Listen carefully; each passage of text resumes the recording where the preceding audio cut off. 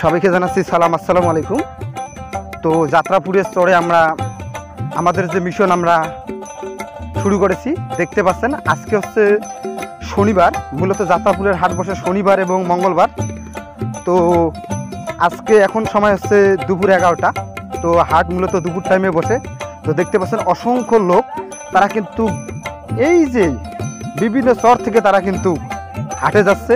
বেশিরভাগ লোক তারা কিন্তু মাথায় বিভিন্ন ধরনের মালামাল তারা নিয়ে যাচ্ছে এবং সবাই ছুটছে আপন গতিতে এদিক এদিক। যদি আমি একটু ক্যামেরাটা এইদিকে নেই, দেখতে পাচ্ছেন যেদিকে মন চায়, যত দূর চোখ যায় শুধু মানুষ, কোনো যানবাহনের কোনো মাধ্যম নাই।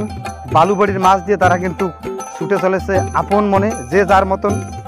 এবং তারা আজকে শনিবার তারা যাবে তাদের নিত্য প্রয়োজনীয় পণ্যদ্রব্য ক্রয় বিক্রয় করবে এবং ঠিক আবার 3 দিন পর যে মঙ্গলবার, সেই মঙ্গলবারে আবার তারা হাটে যাবে।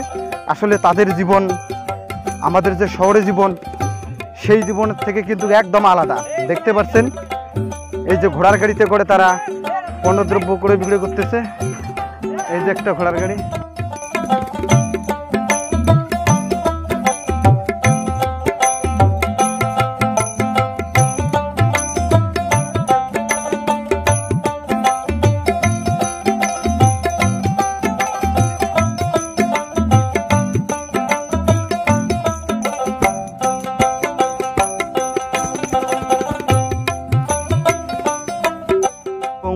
কোলাহলপূর্ণ নগরী থেকে আপনারা একদিনের জন্য বেরিয়ে আসুন এই রকম যে কোনো একটা শহরে। আমি আগেই বলতেছি, আপনাদেরকে কিন্তু চর ভ্রমণ করতে হবে, তাহলেই বুঝতে পারবেন যে আসলে তাদের জীবন আর আমাদের জীবনের মধ্যে যে একটা ফারাক, সেটা দিন আর রাত অনেক।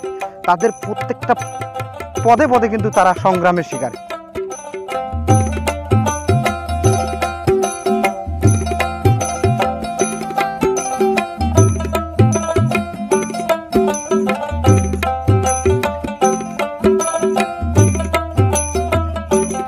এই বালুতে কিন্তু পা দিলেই কিন্তু মানে পা ঝলসে যায়, কিন্তু তারা অনায়াসে কিন্তু অনেকের কিন্তু পায়ে কিন্তু কোনো জুতা নাই, তারা কিন্তু চলতেছে। কারণ প্রকৃত তাদের সঙ্গে বন্ধুত্বপূর্ণ সম্পর্ক স্থাপন করেছেন এবং তাদের যে টিকে থাকার একটা সংগ্রাম, সেটা আসলে না দেখলেই নয়, এভাবে আসলে বলে বোঝানোর মতো নয়। তো তাদের জীবনযাপন আমরা খুব কাছ থেকে দেখার জন্য আমরা চলে এসেছি আজকে যাত্রাপুর হাটের পূর্ব দিকে 2 কিলোমিটার দক্ষিণে একটি চরে।